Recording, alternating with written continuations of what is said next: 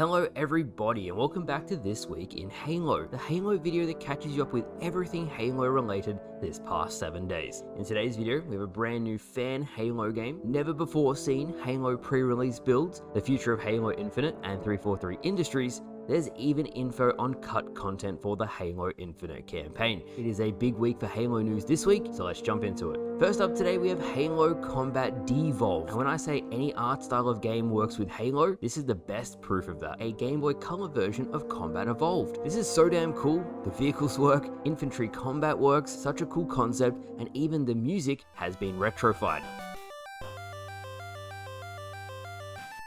When playing through the game, you'll notice all of the sprites and enemies instantly. I didn't have any confusion as to where I was going or who the enemies were. Pillar of Autumn also has the same layout as in the games, so for anyone who's played the first game a lot, you'll know exactly where you're going. The first two levels have been retrofied so far, and it really does feel like an old school Game Boy Color game. You even have to walk up to NPCs to trigger cutscenes and dialogue. These type of projects make Halo special, and if you do have a free 10 minutes, definitely check it out. I've linked the game in the description. No downloads required, just load the webpage and you're good to go. Now moving on to Halo Infinite this week, and we've got a lot to talk about. From 343 confirming a new update is on the way, to a whole bunch of information. Some true, some false, about 343 Industries and the future of Halo, so let's get into it. First up, Unisheck said on the latest community stream that the new update details for Halo Infinite will be coming out next week. This seems like a more substantial update, and many people are hoping this is the UI menu update Serasia spoke about a little while back. If you aren't aware, 343 has a fully updated menu that's more or less done, and with how bad the current menu is, especially the match composer,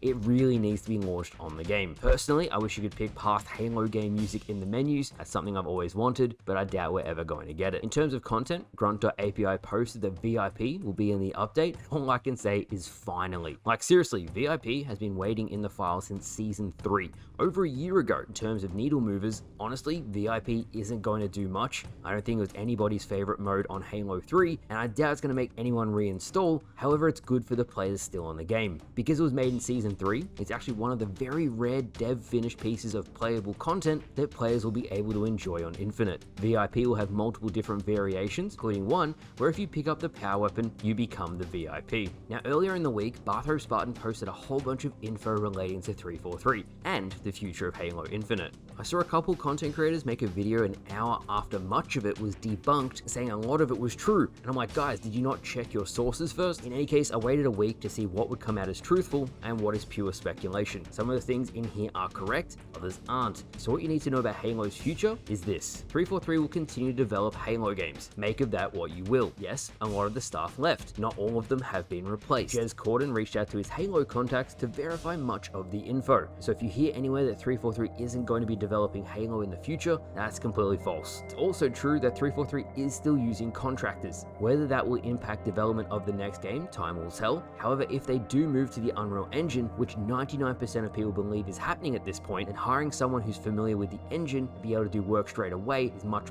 easier on Unreal versus Slipspace. If you didn't know, the Slipspace engine was so buggy and hard to use, half of the employees' contracted time was spent getting up to speed with the engine. Once they had learnt that, their contract was pretty much over. Then a new dev would come in, and this greatly slowed down the production of content. So yes, on top of that, staff left, that's normal. 343 is still developing games. From what I heard, there were some people who were unhappy and they ended up leaving because of that, and that was quite common. But Bathrobe also cited Glassdoor reviews, and yes, many of them are legitimate, but I wouldn't be doing my job if I didn't say that anyone can post a review on Glassdoor. Take this next section with a grain of salt. One of the Glassdoor posts Bathrobe posted was the following: "No, we made money. We made a lot of money in relation to Halo Infinite. But when I walked into the test bay to test the latest build, the guy every day would say, why bother? They're going to hate it anyway." He went on to say, "I would love to tell you what we worked on, but I can't and won't, but it does bother me that people praise Pierre. Who do you think mandated Forge maps going forward?" Now it's true,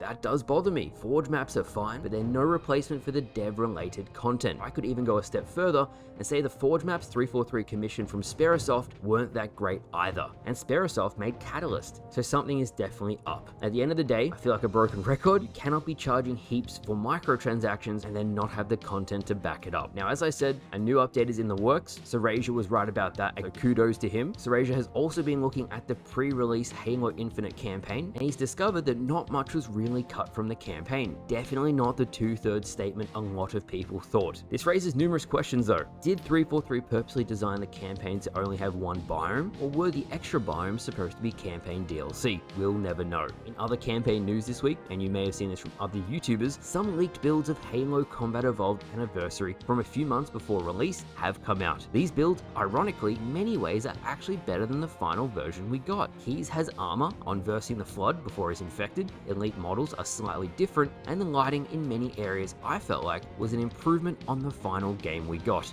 I've linked a bunch of videos in the description if this is something you're interested in, but I always love seeing how a Halo game changes before it's released. In other Halo news this week, Paramount Plus cancelled the TV show. I covered this a couple days ago, but Xbox is looking for a new platform for the Halo TV series. No surprise really, despite really good ratings, Halo fans, myself included, felt like it just wasn't Halo. You've got a lore-rich franchise to draw from that was literally the most popular game in the world at one point. Why change a good thing? In any case, the third season of the Halo TV show is being presented to other streaming services. I hope Xbox uses this opportunity to reflect on why the show wasn't received well in the first place. Lastly today, I wanted to touch on something serious. Thankfully this had a happy outcome, but I'm making a point to address this right now. Jeff Steitzer, the Halo announcer, posted this week because of people bullying him, he was going to be leaving TikTok indefinitely as they were picking on his appearance. A 73-year-old man. Jeff is one of the absolute kindest people you will ever meet, and as someone who had the privilege of speaking to him, I couldn't believe it when he posted about this. If you do come across Jeff on TikTok or any platform, leave him a nice message, as because of the outpour of support he received this week, he actually decided to stay on the app. But